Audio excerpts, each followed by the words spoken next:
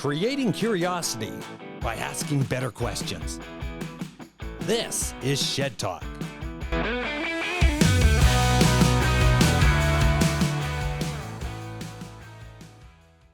If we're looking at having a great guest and looking at what does it take to be great, welcome Karl. You want to know about AI? Karl knows AI. Karl Yeh, correct? Yes. Oh man, I knew I'd get it right on the last time. Thank you very much for joining me on Shed Talk. Oh, thank you. It's awesome to be here. And yeah, I actually just met you today. And that's the beauty of it, because I didn't do any research on you, obviously, and everything about you. And then you're doing so much stuff. Yeah, a little too much, I feel sometimes. What do you think's a little too much?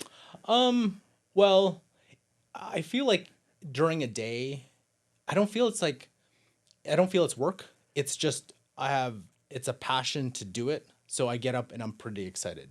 I'm pretty excited about what I'm doing, some of the stuff that, is going on, and whether that's, strategy development, marketing, demand generation, AI, whatever it is I'm doing, I'm pretty excited about it. Which is your most exciting part? It's the artificial intelligence side. Oh, okay. We gotta dive deep into that. Okay. So tell me, I'm going to ask you a really funky question here. Everybody has a moment in time, that one fork in the road, or that one moment that changed their life, that you got introduced to things. It was like, when was the last time you did something for the first time? Yeah. So the question comes in. Yeah. When was the first time you saw AI? I'm going to actually roll this back a little bit. Okay. So when I was young, I can't remember how old, 7, 8, 9, in that range. I actually was living in Vancouver at the time, and we had a family road trip to Calgary. And I was bored because parents, it was all adults and I don't have anybody to play with. So my dad's like, here, play with this. So it was a little chess board, but you played against a computer. And it's the very first time I ever played chess, and I didn't know what I was like, what am I supposed to do with this? How long ago was that? Oh, I don't know. It was probably in the 90s sometime. And I didn't know how to play chess. All I knew is that thing would continuously beat me over and over and over again. So that was the very first time. Like, it was like, oh, okay, that was interesting. I thought that was very fascinating. Fast forward, so probably early 90s. Fast forward later 90s. I don't know. I was grades, like a little bit grade school still.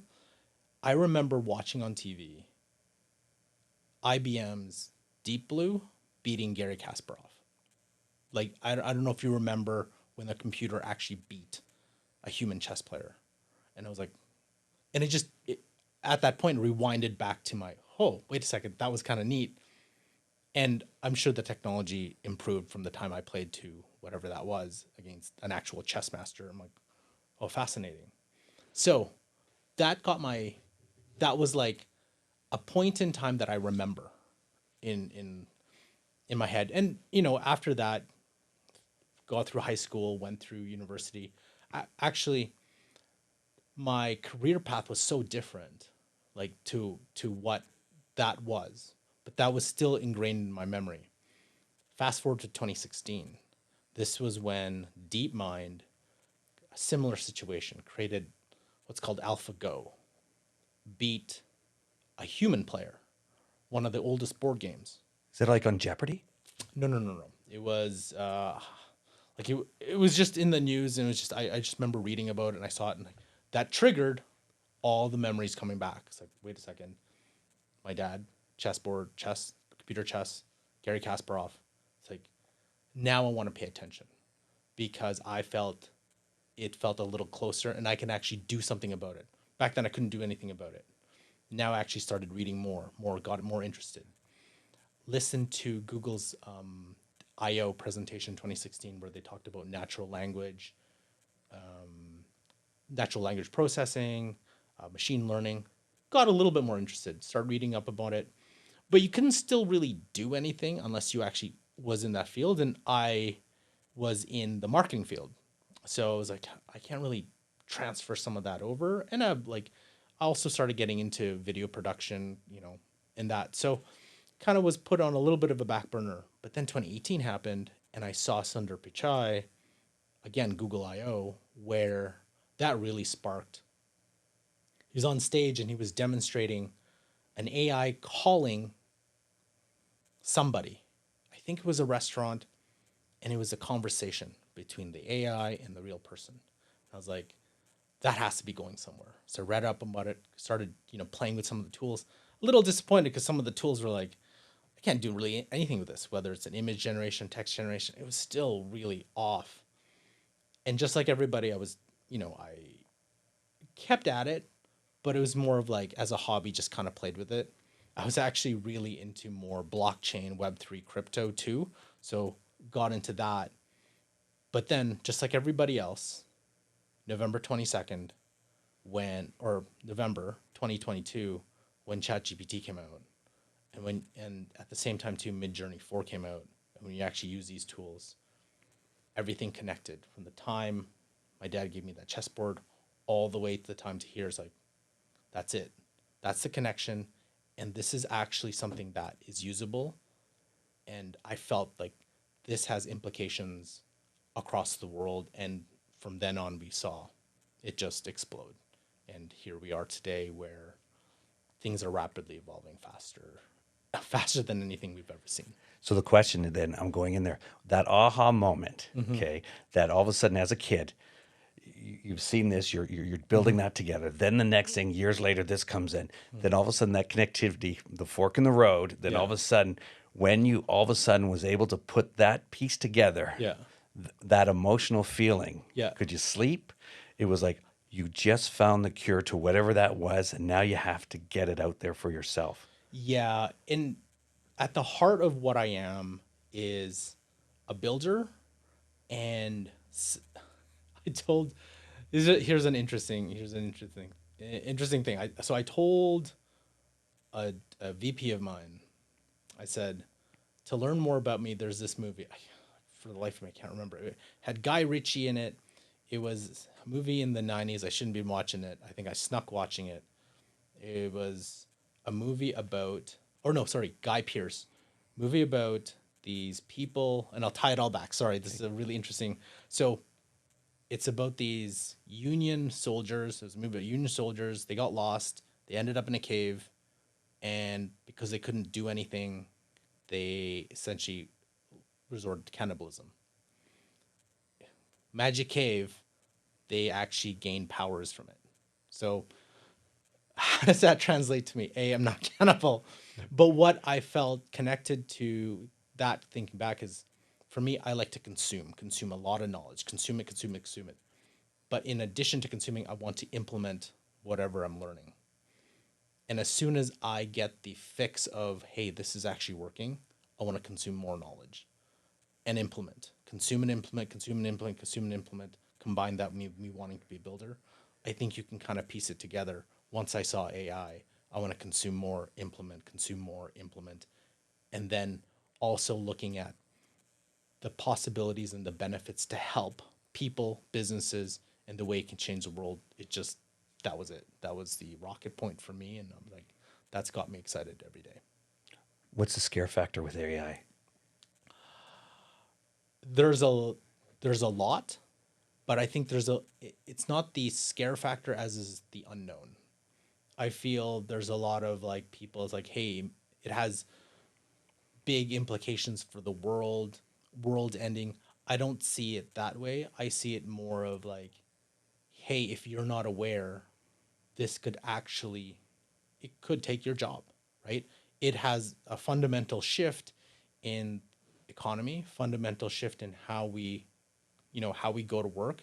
It has a major fundamental shift how we learn. Because if you think about it, a free tool, it's free. You have the ability to get yourself a Harvard education. You can program to be like, I want, you know, economics 101, give me an outline or course. You can learn. And then from that learning, then you can apply. But then also some of the tasks that we do from a job perspective, it can do. I just feel though a lot of people, for that to happen, everybody has to have knowledgeable about that. And I feel that knowledge isn't, not everybody has the knowledge, beyond the superficial. I'm just gonna create content with it, right? Right. And you look at it like in society, how society changes over the years, like horse and buggy. I think For I've sure. even talked about that. Horse and buggy started here. We Yeah. did. And then, yes, when the vehicle came, did it create jobs or lose jobs? Well, yeah, Of you course it bet it did. did. Now, here we are, fast forward to Yeah. today, AI, where it's coming here, where it's the things you know that you don't know. Well, we don't know where it's going to go. No, we We don't. don't know what the opportunities are until we actually look at it and go after it. Yes. I was talking with people with the in AI. I say, "Oh my gosh!" And when I first saw it on November, I went, "This is a brilliant." Well, let's put the math together for it. So if there's 100,000 people that saw AI for the first time, oh man, this is going to take a lot of jobs. There's only going to be 1% out of that 50,000 that say, I'm going to try it. Then after the 1% of that Yeah. are people that are actually going to implement something that works for them. Correct. So the first time users, first time guys. So if you're reading it in the paper, it's already too late. And that's where you're coming in here and creating companies, as in whatever that is to you, to take AI to the next level. Yeah. What does it help with businesses? So the one thing that I'm noticing, when you mentioned horse and buggy, you mentioned some of the major technological innovations in history. Now, think of those innovations, they appeared over time. So it's like when the printing press happened, people had time to get used to it. So imagine the printing press happened, the computer happened, internet happened, and compress all that within a year, 2 years. That is AI because that's how fast it's moving. So I believe there's a gap right now, and then that gap is growing. There's a gap between people who are using AI regularly, frequently, versus those who use it infrequently or don't use it at all. And the problem there is because AI is moving really, really fast, faster than most people think, the people who are using it frequently are up to date on the latest things, whatever that is. And as those things pop up, it's exponential growth. So they stack on top of each other. So the people who are using frequently are up leveling their skills daily, daily, weekly. The people who aren't using it frequently, they're still at the, hey, how do I prompt to actually use this? That's to me a problem because now the very few, like you said, there's only 1 or 2%. So OpenAI had their Dev Day a couple of weeks ago. They said there's about 100 million people using ChatGPT every week. Cool. How many of those are ChatGPT Plus users? I don't know. What? Conservative estimate, What's a plus user? the one who pays $20. Okay. So Plus user, you get the benefits of the better model by like 100x, 10x, 100x up to that. What's a better model? So for example, you have ChatGPT, which is 3.5, trained on 170 billion parameters, right? So think about 17 gigs of data. GPT-4, which you can pay for, is trained on 1.7 trillion pieces of data. That's around 44 gigs of data, plus 6 months of human feedback. So the reasoning skill, the logic skills, if you ever compared the two, vastly different in the type of answers you're going to get. So the people who have this, of the 100 million per week, how many people would have GPT plus? Say 20%. Let's say that's a pretty, The 80-20 rule. yeah, 80-20 rule. Of those 20%, how many of those are really active and really, really engaged in AI? Let's say half of that. So of the 100 million, there's actually not very many who are taking advantage of the full capabilities, right? And back to my percentage of the gap. That gap is growing, growing, growing because people don't have time to, one, educate themselves because it's moving too fast. All the AI, the tech firms are all in an AI arms race, so they're just releasing tools. There's no education around them. So for example, Microsoft Copilot was announced. Where's the education on people to use it? When Duet came out, for example, in our company, it was released to people. But was there an actual education on it? There was nothing with Google. There was nothing within our company. It's just, hey, go use it. But that's a problem because if you have kind of barely used AI before and someone says, hey, you got to try this Duet with Google. What is Duet? What am I going to use it for? And then it pops up. You're like, I don't know what this is. I have work to do. I have family. I have things to do. Besides the people who are curious, I'm not gonna I'm not gonna do anything with it. So again, back to the gap. There's an education gap that people need to be educated on, not just how to use it, but like, hey, how can it set your future? How can it set the future of your business? How can you reap it? How you can reap the benefits? And not hypothetical, oh, companies soon will be able to. No, like, how can I reap the benefits today? What are the tangible things that I can do with AI today that go beyond just using ChatGPT? And what's really interesting about this, from my experience sharing, is that with my company, and I was talking with Jeff Bradshaw, Mm-hmm. and just the other day, and then yourself, going, I keep going back to things you know that you don't know, Mm-hmm. and one of the questions I always ask, I said, you know what? Yes, I'm busy. I'm doing this. Yes, how's it going to help my company or whatever that Mm-hmm. storytelling is to myself? Yeah. But the biggest thing that I found is that all of a sudden, you know what? I need somebody that can actually guide me, hold my hand through it. I don't need to read it, go through it, practice it, and do it. Show me and tell me what it is. Now I ask other people, and everybody has an opinion. Sure. Okay, everybody, oh, this is how it is. We all assume this, and I'm going, wait a second. There has to be that somebody knows from zero to hero, that's not techie, that can actually guide me and say, it's not just to write script. Yeah. There's more to it than just writing script. And to get to that next level, like you said, the premium, how do you get to that level? Well, I'm going to buy it and now I have to practice Mm-hmm. it by actually bringing somebody in to talk about, well, did you know that you can actually do Yeah. this? Yeah. And then, so we Google stuff. I go on and I'll Google something, and then I get lost. Yeah. And it's actually having that conversation back and forth and going, wait a second, bring it down, dummify it. AI for Dummies. Mm-hmm. Is there a book like that right now? I don't think so, but you know what? Probably somebody will use AI to write said book. Huh. Well, I think you know what? How it can't take us that long. AI for Dummies. Here you go. The There first you go. five Yes. steps Yeah. of how to take it to the next level. Mm-hmm. But it's interesting to see how people in society won't take it. The entrepreneurs will Mm-hmm. and do it. But from my experience, I need to have somebody show me, Yeah. teach me, and go with it because it's today's response, not tomorrow. Yeah. And it's moving so fast. Yeah.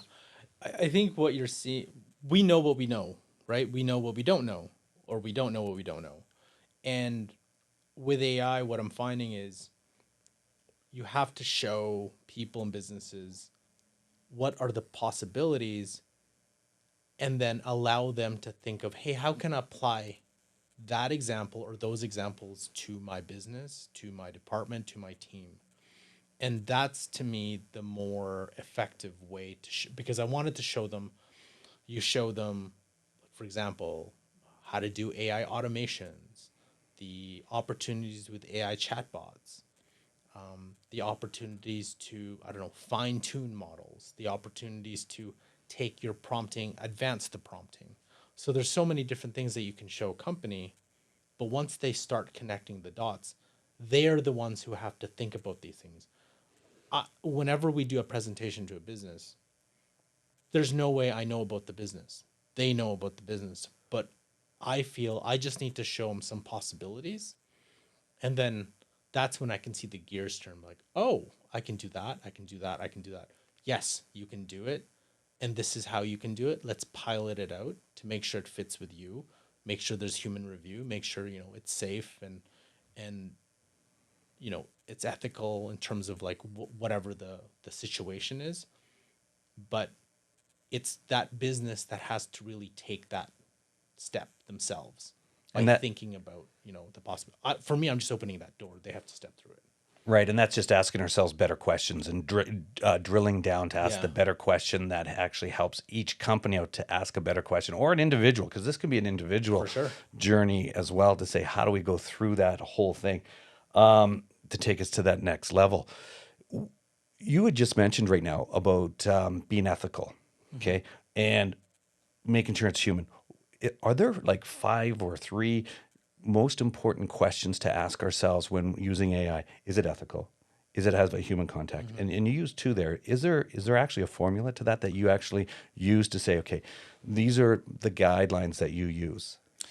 I think that's dependent on the type of business, dependent on what their has to align with their missions and values and how they portray. Because the I could say, hey, these are the guidelines at Benevity. These are the guidelines at Brookfield. These are the guidelines at whatever company.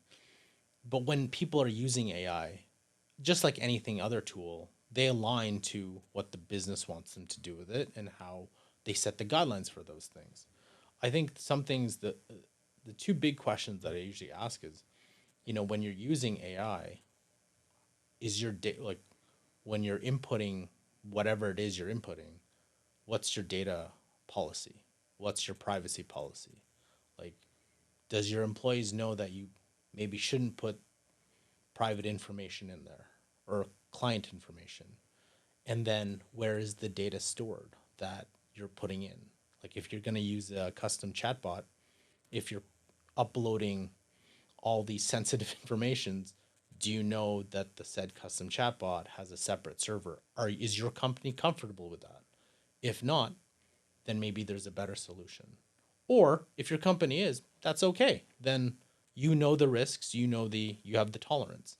I think that's also, there's a tolerance level too. It's like, how risky do you want to be? Do you care if the models train on your data? If not, then okay. If yes, then we got to work through it. And that's where I'm more of, I just provide this information and it's the company, here's my recommendation, here's what it is, but you make the final decision based on your tolerance, based on your own policy.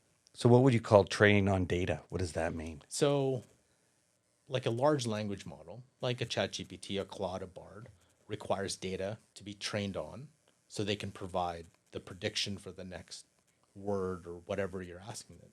Well, where does this data come from? From the whole corpus of the internet. But also, as you can probably see, a lot of artists and people are suing these companies because you trained on my data without my permission. And then there's the counter argument, well, it's fair use, it's online, so why shouldn't, that's a really great thing for me, especially in the art perspective, is let's say you or I were in a room for a week and all we're doing is looking at, let's say, Picasso pictures, how Picasso is drawn, just for a whole week. That's all we did. And then somebody at the end of that week said, hey, you've never drawn anything before, but I want you to draw your representation of a field or whatever, or a subject. Go. Wouldn't you think you'd probably draw it in the style of Picasso because you just spent a whole week immersing yourself into that? Think of a large language model doing that times how much faster, but everything. So now the question is it actually, like, that's what the copyright questions and everything that's being published right now. That's kind of the big issue. Interesting. I'm looking at this as that, using that example, as you get to write your own narrative. Okay. So let's say, as an example, here we are, we're going to sit in here for a week and we're going to discuss strategy. Sure. And our strategy is about whatever that strategy is we want it to be with our corporation or whatever companies we own and do. And so we talk that strategy. Yeah. We're all 6 of us here or 5 of us here are talking the strategy of that particular one company. Then all of a sudden we put it out there and we get to write the whole narrative on ChatGPT. Oh, I'll use ChatGPT. Sure. You'll educate me as that we're going through this. And then that narrative is going to be like, the day you wanted to see a red car, okay, you see a red car every single day. Okay. If you never thought about buying a car, advertising and marketing, you know this inside and out. Yeah. As in marketing, is this the same thing as that we get to control the narrative of ChatGPT? We're going to force it to go down this way because we're only going to show it this side and then times it by 1,000. Is that kind of the concept of that? Well, I think that's another argument, and this is where you start going into open source, you get into closed source, is who is who sets the parameters of the training, right? Who sets the values, who sets the guardrails of that training, right? Because a lot of these models, they won't answer certain things. And rightly so. The last thing you want to do is these models telling you how to build some sort of destructive device or whatever that can wreak havoc. But at the same time, this is where I'm definitely not a political guy. I'm not like, Right. but when you start getting into those kind of arguments, like how come it's not answering me these type of questions, but I want to know, and then people start injecting, well, like this is this viewpoint, this is against this viewpoint, and that's the question: is like who sets these viewpoints, who sets these guidelines? Is it just a few? The argument for that is that like if it's just a few people who do it, they have a better chance to protect people versus open source, which is like, hey, we're going to train it, but allow anybody to use this. No guardrails, away you go, right? And the community will protect itself. So there's that dichotomy. It's like, okay, which is better? And there's pros and cons of each, and they're always going to argue for it. I think that that's kind of where that's going. So what about the government stepping in? So I don't know if you saw the the hearings when they put up like tech heads of tech, Zuckerberg or whoever, and there's always jokes and memes about them, right? It's like, who are these people that are asking these asinine questions? You're like, really? You asked that question? I feel the knowledge that the government or our elected officials have is as limited or even less than the general population of what AI is. And because AI is moving so fast, for them to even understand it is a challenge. But then for the government to actually create laws that are in line with it, that's an even bigger challenge. And I think that's a danger too, because I do believe there has to be some sort of regulation on this, right? Because there are some dangers. We're not talking like doomsday dangers. We're talking like the example of the mother who heard a cloned voice from, or a daughter cloned voice from her mother or whatever. It's like those kind of things where people can start impersonating people and then doing malicious things with that impersonation. There has to be some sort of regulation. There has to be some sort of way, hey, that's wrong, like here's the punishments for that. Here's like like those kind of things, like misdeeds, like how would you create laws for that? But to create laws you need elected officials who are knowledgeable, but how do you get them educated when you're also having a trouble educating the rest of the population? So that's the quandary that we have right now. I got to ask a one here because Sure. it's happened with the board being changed over. Yeah. Okay. Do you want to explain a little bit about that? You probably do you know about a little bit Yes. about it? Yeah. Oh, please do. So now I'm not the expert at this. I think between like the third Friday to the Tuesday of that weekend, if you were on X or formerly Twitter, it was like the biggest soap opera, and you're just keeping refreshing, following the certain tech journalists and then the people who are reporting on the news. So, you know, quick recap: Sam Altman was fired by the board, reasons unknown. Speculation is they found something he didn't tell them, whatever it was. The OpenAI, like, and then they started looking for different CEOs. They found one, but then the staff at OpenAI, I think 95% of them threatened to quit. Long story short, he came back, new board, like all in a span of like 5 days. And you think about that as an entrepreneur, we grow up Mm-hmm. with everything that we do, and you look at here's a guy with a lot of power, Yeah. because your board's supposed to have a lot of power, then he's able to Mm-hmm. come back and dictate the power. It's like, Yeah. well, that was kind of interesting. It's interesting, and the way that their board was set up was a little bit different because it didn't have a fiduciary duty, it had more of a nonprofit duty, and it was just a little bit different. But it got you thinking. It's like, okay, what was most boards, if they're ready to relieve their CEO, usually have a plan to hire a new CEO, usually have a communication strategy on how to do it. This doesn't play out on Twitter, right? This does not play out in the media. So you'd have to think, say, something set this off. And I don't know, sometimes when you boil down to it, it's like an ego, like some of the greatest conflicts in the world, some sort of ego thing or some really dumb reason. So that was my first thing. It's like, really? There must be some sort of clash or whatever. Then there's speculation about like, hey, is this, AGI, artificial general intelligence, that may have pressed, like they may have found something that they didn't tell the board. So there's a lot of speculation, and even there was a Verge article that was written yesterday where the reporter talked to Sam. They didn't get anything, like, because there's supposed to be an independent committee review of why this happened. I just think the whole thing, all I know is since he's going to come back, and last March 2022, 2023, he made a comment I didn't really catch on, and it actually connected now. Sam said, we could, with these models and the things that we're producing, we could test it in a bubble, and a bunch of people, insiders, like Silicon Valley people, can test it, and then we release it. Or we release it to the public and let them test it, and then that initiates rules and regulations. Two very divergent thinking, pros and cons of both. I know for a fact, now that he's back, I would feel we're gonna the the pedal's gonna be put even further down, and we're gonna accelerate, and AI is gonna go even faster. Because now, if you think about it, well, he has all the leverage, and if that's what he thinks, he wants to bring these things out.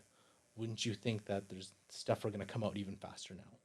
Because there's a lot of stuff that they're working on. You can kind of piece it all together with what their employees say, what he says, and there's a lot of speculation, but I just feels like they're gonna put out new stuff. It's gonna force Google, gonna force all the other players to push, and everything's gonna be accelerated. That's awesome. Yeah. Well, Karl, thank you very much for being on Shed Talk. This was outstanding, and the things we know that we don't know. Exactly. Thank you. Thank you. Now you know. Shed Talk.